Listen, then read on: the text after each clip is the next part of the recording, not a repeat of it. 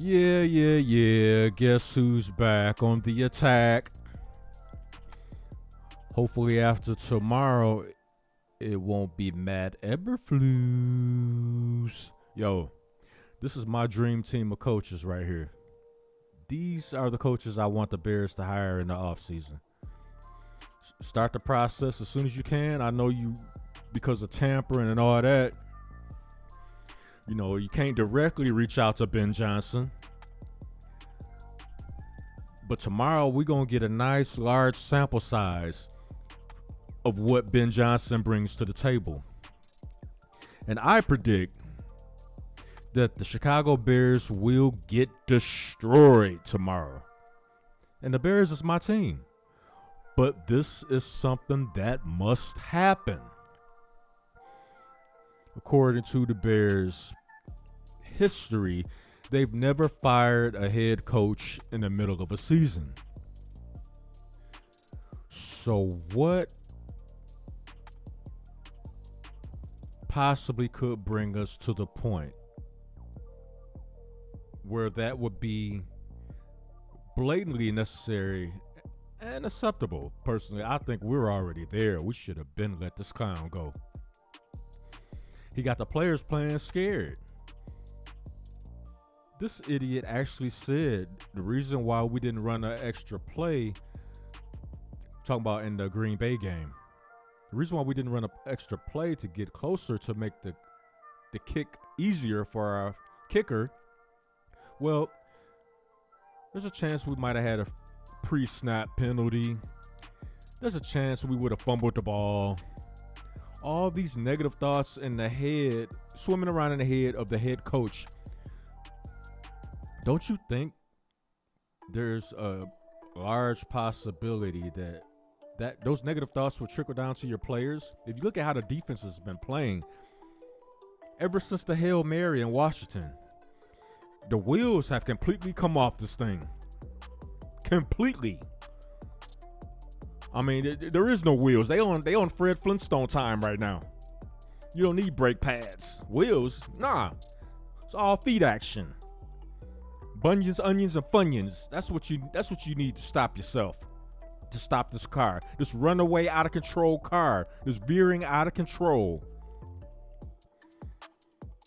Because Ryan Poles was dumb enough to put Matt Eberflus in charge. And now he's completely lost control. The only reason the offense is moving with more pep in its step, more freely, more openly, is because of Thomas Brown. And it doesn't matter how good Thomas Brown has made this offense look, no matter how good he's made Caleb look, I'm still hoping the Bears don't go on a cheap and be like, well, look what he did. Let's make him the head coach so they can pay him breadcrumbs as opposed to one of the top candidates that's going to be on the market, and that is Ben Johnson. The Bears will be a fool not to hire Ben Johnson. The only coach that I would consider ahead of Ben Johnson, and that would be a big if the 49ers decided to part ways with Kyle Shanahan. Other than that, Ben Johnson should be the hands-down favorite to coach the Bears if Ryan Poles is smart.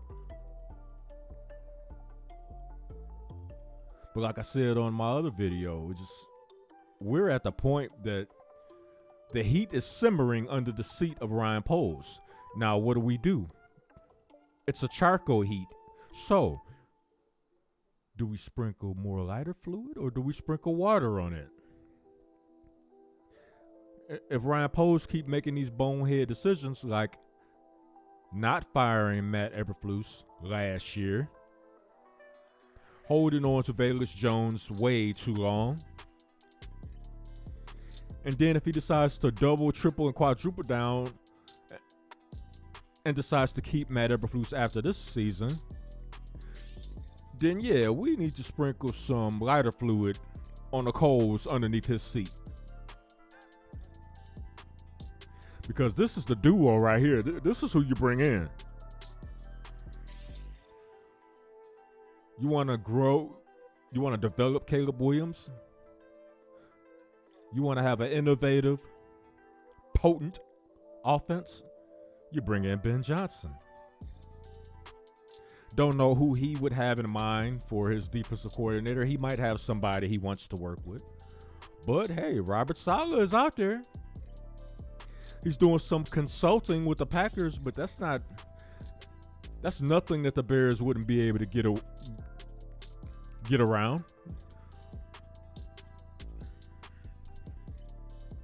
There's no breaking rules or anything. They can easily get around that and bring Robert Saleh in to give him a real position of defensive coordinator. And then watch how the Bears take off next year. You know, that is assuming that Ryan Poles will take the offensive line more seriously. The jury's still out on that because some of the moves he's made the last couple of years, I just don't know. And then he had the nerve to say it's going to be hard to make this roster this year,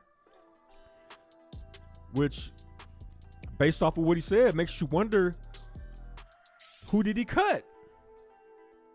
Maybe the people that he cut and let go, maybe they should have been the ones to stay. Maybe you kept the wrong people, dude.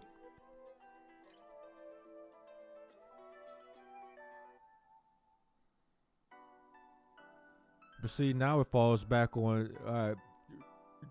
should we continue to trust Ryan Poles to make the right choices, the right draft picks, bring in the right free agents? I don't know. The jury is definitely still out on that, because what I'm looking at now and what chances are I'm going to be looking at tomorrow morning, because the Bears got the early game at 11:30. And I just get a bad, eerily feeling that the Bears are going to get destroyed tomorrow. And it's not necessarily going to be because Caleb Williams is playing bad. It's because the one thing that the head coach, Matt Eberflus, could hang his hat on is being a good defensive coordinator, calling a defense. And now he's not even doing that shit right. The defense has been fucked up the past few weeks. It's been falling off ever since the game in Washington. So if your calling card is defense, you're a former defensive coordinator. Right now, you're currently calling the defense. So you're obviously mapping out the game plan. Schematically speaking, you're mapping out the game plan for your opponents. So your fingerprint is all over the defense. Why they look so fucking bad right now? If you can't do that right, what do you do? What is your job, really? I thought defense was your strong suit. But it's starting to look like the defense is the weaker unit between the two. Never thought I would say that after the past 5 years. But if you look at it, the offense has been carrying the defense. Technically. I mean, there were a few key stops in the Green Bay game, but Caleb Williams drove the team down the field, got them in position to kick the game-winning field goal. And let's get on a field goal kicking. I mean, you got players talking about what their coaches were going over with them in practice. Like, yeah, we saw on video that the left side of the line is kind of weak, so if we want to block a field goal, we could block it from that point of view. So Green Bay does it to win the game. And instead of learning from that experience and coaching your team, it happens again with the Vikings. And all this nonsense, every time somebody asks Matt Eberflus what's going on, he has the same answers he had in the first year he started. We're trying to get better. We're building. No, building time is over. You're supposed to be, the team is built to win now. They have the fucking talent to win now. The problem is they don't have the head coach or the offensive line to do it. And the offensive line, that brings Ryan Poles back into the fray. You can't escape either, dude. What the fuck kind of offensive lineman you been bringing in here? They all suck. On a championship contending team, they might not even make the team. They'd be practice squad players at best.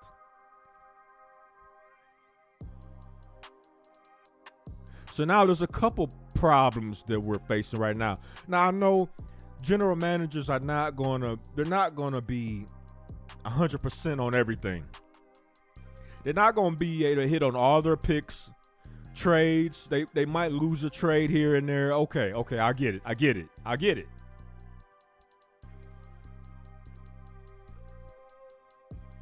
But the problem is when you double down on a mistake. That's the issue. When you double down, triple down, and quadruple down on a mistake, you set that franchise back 10 to 15 years.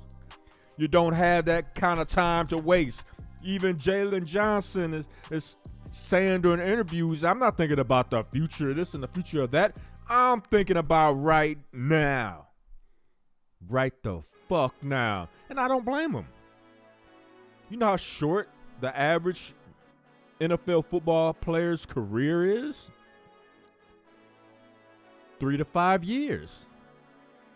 If you're lucky, you get a second contract. A lot of guys, their bodies don't hold up well enough to get a second contract. And if they get that second contract, they're not the same. They're only a shell of themselves. So I understand Jalen Johnson's frustration and anger right now, especially knowing he has an incompetent head coach.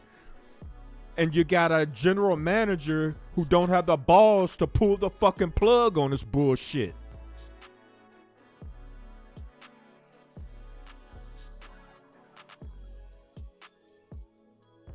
So I say all that to say this.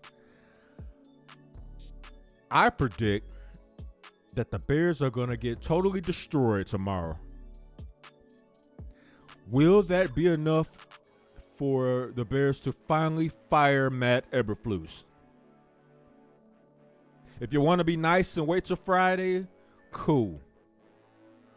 But at this point in time, I won't feel too sorry for Matt Eberflus because he's a multimillionaire. He's had a great career. He's made a lot of money in the NFL. He'll get another defensive coordinator job or positions coach job somewhere else. Maybe coaching the defensive backs or something like that. He'll get another coaching job, so he'll be fine. So, Bears, feel free to fire him after the game because I think it's going to be a blowout. I think they're going to get the doors blown off.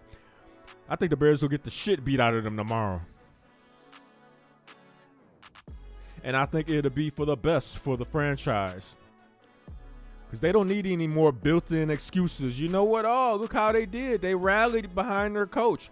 Let's keep them another year. Hell nah. Are you fucking serious? Nah. We ain't doing that goofy shit no more.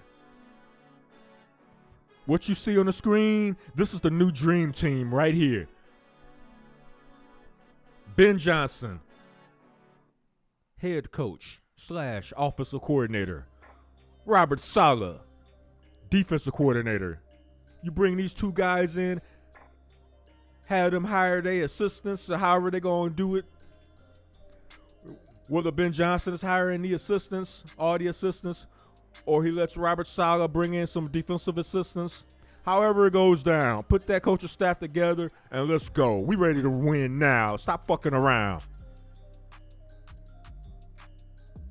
Let me know what y'all think down in the comment box down below. Hit the like button, share this video. Yo, this is Uncut Sports, no feelings. Giving it to you straight raw, no chaser. I'm out.